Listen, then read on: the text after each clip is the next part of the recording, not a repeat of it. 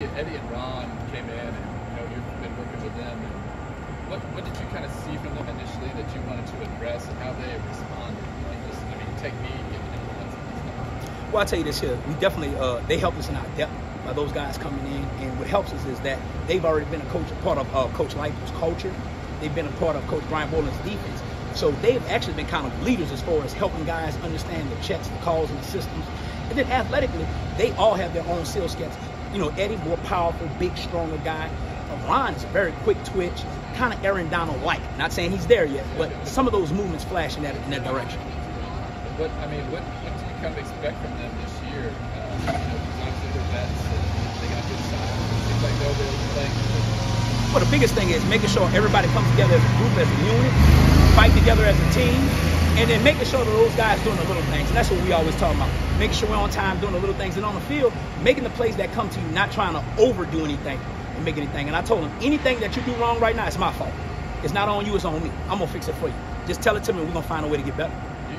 Are they guys that you can play side by side in the middle? Or, do they play the same position and there's something in there? Or how would you approach it with them? Well, based on different packages of personnel, we have a multitude of personnels that'll switch different guys up.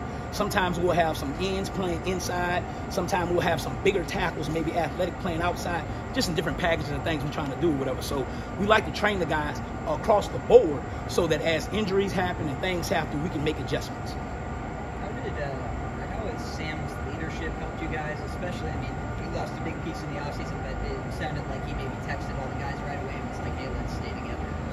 Sam Bird is like having an extra coach on the field. Accountable, older guy. He got married in the spring. So, he's like Daddy Bird or whatever. So he's been a good instrument to our entire university, entire program. Just being an older, more mature guy, it gives everybody else a sense of fatherhood inside the group. It was like a big brother, uncle to everyone else. So his leadership is really monumental to Coach and his whole culture. How did you find out that he was going to use that super senior year? Oh, he told me straight up, Coach, you here, I'm here. We're happy to have you. Do you remember what that conversation was? It was simple. Hey, Coach, they're going to let me come back and come. And I said, well, come on. And then also wanted to just specifically on Ron, Coach Lightfoot mentioned he had transformed his body. I'm sure some of that was right before he came here, but just body-wise, does he look like a Big 12 guy? This summer, Coach Gildersleeve's done a really good job with our guys and helped training them and kind of preparing their bodies. And what you're seeing now, guys are getting better and better each week. We're not a finished product by any way.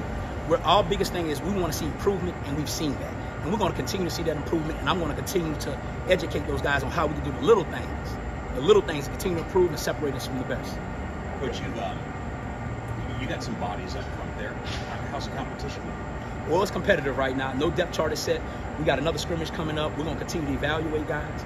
We want to create competition every day because we think competition is what pushes the envelope and makes your team better. There's been a lot of talk about you being hard on guys. You're friendly here, but these guys keep saying he's hard. He's hard on us. How has your approach been with these new guys that you didn't know, and then also with guys that you did know, but it's a different thing now? What's your philosophy on that? Well, philosophy is I treat everybody equally different. Understanding who there is. A guy like Sam, who's an older guy, knows more, I treat him a certain way.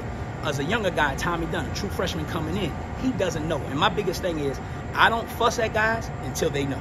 So until they know, it's my fault. It's on me. It's mine. I'm going to own it. We're going to find a way to get it corrected. And we're going to keep working through it. We're going to find a way until you get to a point where I think you understand and you understand the expectation and what we're looking for. Yeah, I think Eddie was one of them. And to be fair, he said, I needed that. He said it was the best thing that's happened to me. He's been hard on me, but it's been good for me. That's got to be good to hear, isn't it, for you? Oh, it's always great to hear. Yeah. The word hard to me is consistency. And that's the biggest thing. Anytime I look at these guys as if they were my children. If they're your children, you got to be consistent. They want consistency in knowing what's going to be the rules, what's the expectation, and making sure you're coming with the same energy and the same standard every day.